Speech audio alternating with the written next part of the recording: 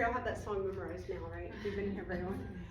If you haven't already, there's a blue piece of paper at your table or at your spot. If you don't mind just writing your name on it. Sometimes when I get busy talking and I turn around, I may draw a blank. So it's nice to have your names in front of you. Okay, so while you guys are getting started on that, about me, I know a lot of you have been in different things with me, so you probably know a lot about me already, but I am married to my high school sweetheart. We just celebrated our 25th wedding anniversary. We've been together for about 30 years now. And big picture in the middle, my daughter got engaged in December, so we're fixing to have a wedding. My husband and I have found a newfound love and passion for cruising. He jokes and says, you know, when we were young, we cruised around Sonic, and now we're cruising around the Bahamas and Mexico. So our cruising looks a little different. We also love to go camping. We have a camper, and we love to go up. We have a cabin in Colorado too, so we love the mountains and we love the water. So neither of which we have here. So these are just a few pictures from some of the cruises that we went on recently. And then this middle picture is kind of our group. I don't have my bonus kids in this picture. I call them bonus kids. They're not biologically mine, but on the end of the cowboy hat is my wonderful best friend of a husband. And next to him is our oldest son in the ball cap, Zach. I'm almost gonna get emotional. I do this every time. Sometimes I do really good. But Thursday, y'all, he is celebrating his 5-year mission. 5 years since he rang the bell. So we're super excited for him. Big steps. Next to him is my daughter's fiance, Cameron, and he is marrying my daughter, Cameron. Yes, so Cameron and Cameron are going to be getting married. And I've told this before, so some of you know this, but funny story, right after they started kind of talking and dating, I'm like, what's his middle name? So she asks, well, it's Jade. Hers is Jade. So Cameron J and Cameron Jade will be getting married in the next couple months. So behind me is our middle son, Slade. Zach and Slade both, we have a business in Hertford, and we have kind of like some sub businesses off of that, and they both help run those businesses for us. And then next to Slade is his girlfriend, Kinsey. So she's in vet school. So my daughter's in nursing school. And then my daughter has 2 best friends, one of whom's going to be a pharmacist and the other one's going to be a doctor. So I figure between all of her friends and my son's girlfriend, our animals and all of us will be okay. So, all right. So let's get into like why we're here today, because obviously y'all have a reason when you saw the thing come through Centerline. So one thing that we're talking about today is different ways to keep people engaged. When you're in a Zoom, if you've sat in one of those big webinars, what happens? Exactly. Y'all did good. Exactly. Right on cue. Exactly what happens. Y'all get quiet, right?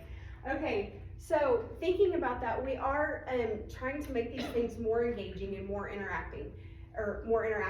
So one of the things that we're talking about is we're going to be moving into more hybrid sessions. We have some things coming forward. You may already live in Zoom land. You may be doing a lot of Zooms already. But we have some sessions that we're talking about. We have, some of our districts are 3 and 4 hours away from here. It's hard for them to get coverage, drive in, get here on time. And then, of course, they're always the ones that want to leave early too. And you're like, well, I really don't need you to leave early, but at the same time, I understand because you don't want to get home at 8 o'clock tonight. So being able to eventually offer some more hybrid sessions is going to help us bridge the gap with our districts. Then thinking about, we're in a new era of connection. So anybody know when we really got to vibing in the new era of connection? Oh, yes, I heard the word COVID. Yes, COVID. And in COVID, we were just all trying to make it, right? But this is becoming more than just a check-in like it was during COVID, a way to kind of interact with people or to interact with students. This is becoming like a new thing. Like I just see this advancing more and more and more this direction. We also have a lot of state initiatives that we offer here across the region. And this is the best way that we can reach some of our people. We can't always just drive 2 hours down the road and be in Austin, right? So we need the opportunity to be able to connect with these people through Zooms. And so this is another reason why we're doing this right now, okay?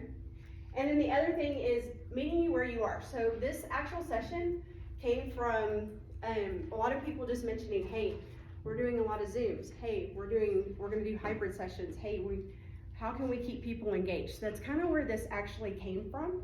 So it's a development in progress, but there's a lot of really cool tools out there, and I wanted to be able to share them with you guys. All right, so your first time to get busy. There is a QR code and a bit.ly on here. So this is gonna get us started. If you guys, you're welcome to use the QR code, or if you would rather use the bit.ly. It is going to take you to a digital binder. Let me know if you have trouble getting on there.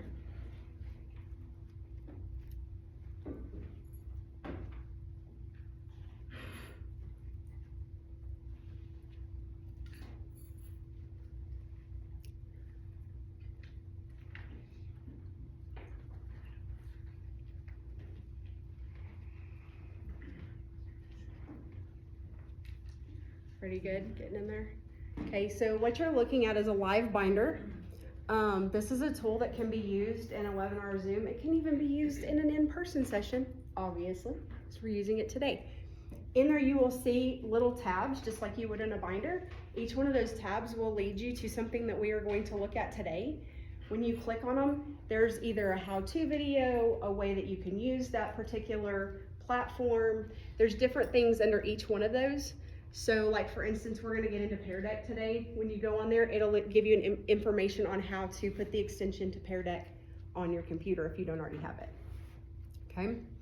So as we get into that, I also wanna go over the agenda for today. We're gonna have an icebreaker because, what do I always say? Everybody loves an icebreaker, right? It's not gonna be too painful though, I promise. Then we're gonna go over our norms and objectives. We're gonna talk about webinars that have slides and webinars that don't have slides. And then we're gonna be looking at engagement strategies for webinars throughout the whole thing. All right, so the very first thing that we're going to do, you're going to use your whiteboard and a marker. And I want you to think about the last Zoom webinar that you went to. Using one adjective, describe that webinar that truly held your attention. So think about what it was, and if you could give it an adjective, what would that be? Y'all ready? 1, 2, 3. Okay, engaging, purposeful. Okay, meaningful, interesting, humorous, direct, fast-paced, relevant, energy, interactive, informative, engaging, energetic, interesting, interactive. Awesome. Okay, so some repeats, right? Lots of interactive and engaging.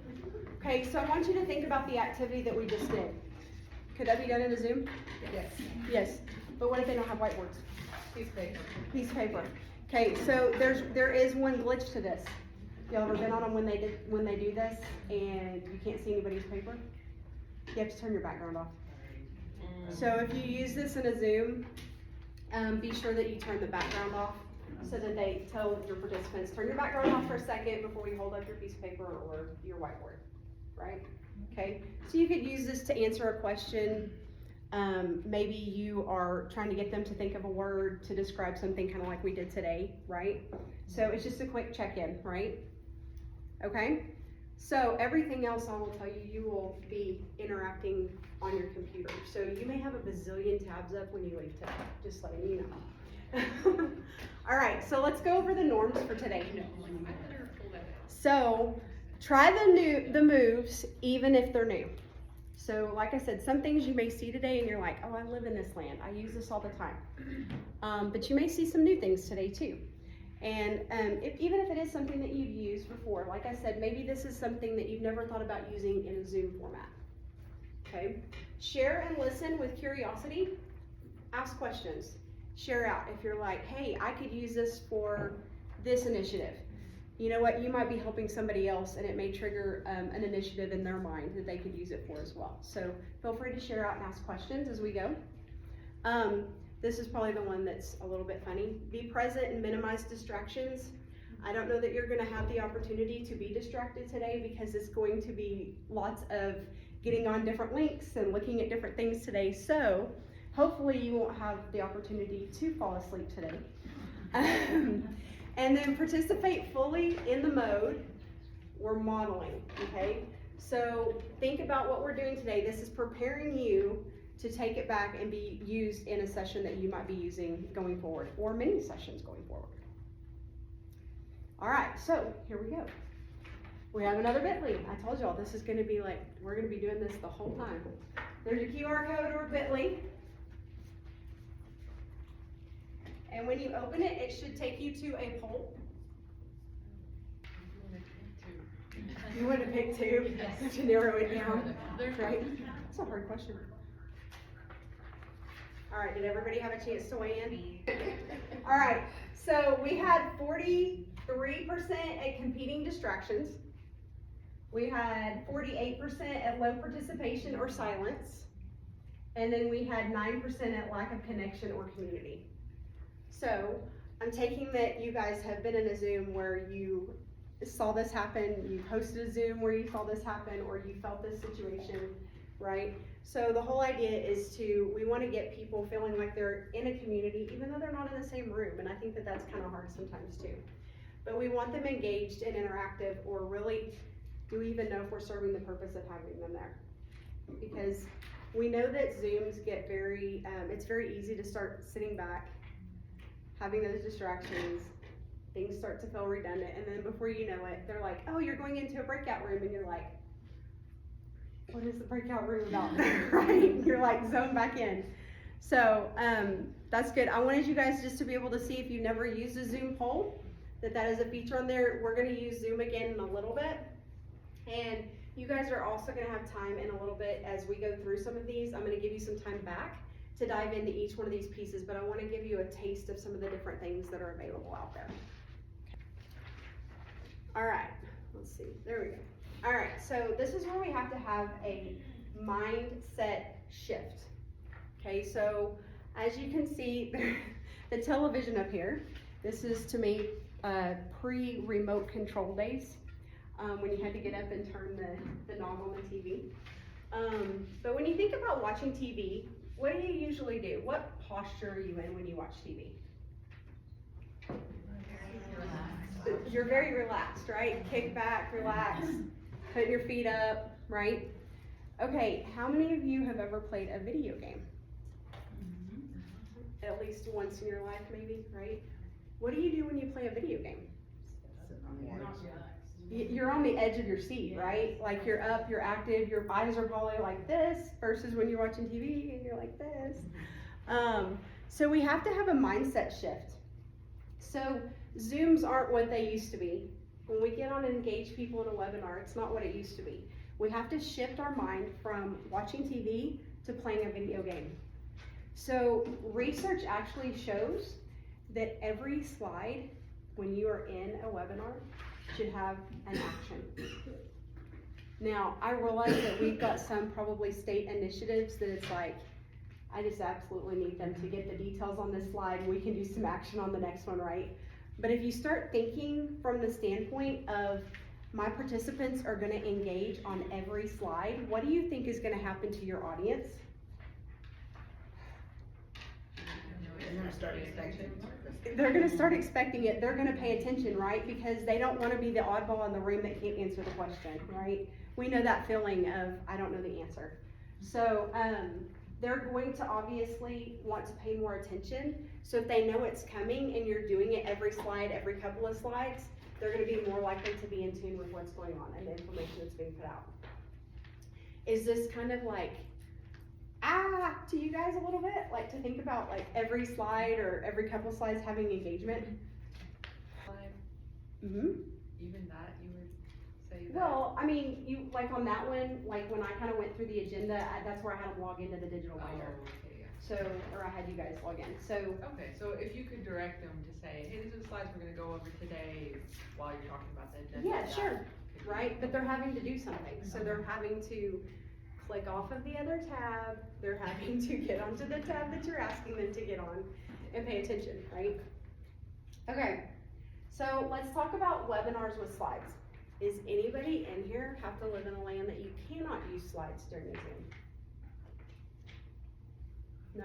Okay, that's cool. We do have, just so y'all know, I don't know if you knew this, but we do have departments at the service center who cannot use slides in their Zooms. So we are going to talk about those today too. So if you ever do find yourself in one of those initiatives and TEA's like absolutely not, we're going to talk about some things that you can still do to engage people while they're in your session. So when I first heard that, I was like, I'm sorry, do what?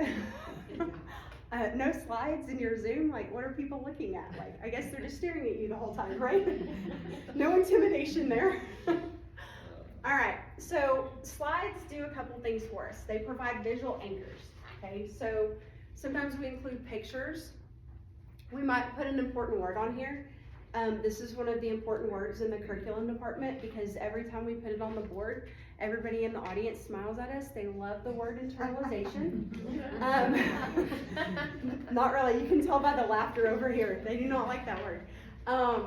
But giving our audience something to lock in. I know, like, even if you think back to when you were younger and you were in school, what are the things that your teachers did for you that really locked in the learning? So depending on what era you're from, and I can put myself back in an era or two way back, we didn't have slide decks, right? We didn't have slide decks to look at. So what were our teachers doing before we had slide decks? Whiteboards or overhead projectors. Whiteboards, overhead projectors. Textbooks. Okay. Brought What- in a curious object. Brought in a curious object, right? Picture books. Could you name an object that you remember your teacher bringing in? Yes, crackers and orange marmalade. Okay, so it stuck with you. Yes, that was in 3rd grade, so that's a lot of decades ago. But But it's also shaped my teaching, so Okay. whenever I taught my students about, ancient Greece, we had hummus and feta cheese and yeah. things like that, so. So if you think about it from a different perspective, because we're talking to adults, right? So what things are we going to put on those slides to help lock in the learning? What picture is going to be on there to help them remember, oh, this is the button I have to click when I'm putting in I'm picking on y'all. A what? A transmittal. A transmittal? Yeah, Payroll. Oh, I was like, what is that? Okay, so, but what could you put on that slide that's gonna help them remember? So every time they go back and they're actually doing that work, that picture's gonna come back in their memory and they're gonna be like, oh yeah, I remember what button I need to push, right? So it's kinda like the crackers and the orange marmalade. So same thing with words. Words are impactful. We don't wanna put too many words on our slides. We wanna put the brief notes on there that they need and not overload it, especially in a Zoom, because they're already looking through a screen at your screen, essentially, right? Okay, so,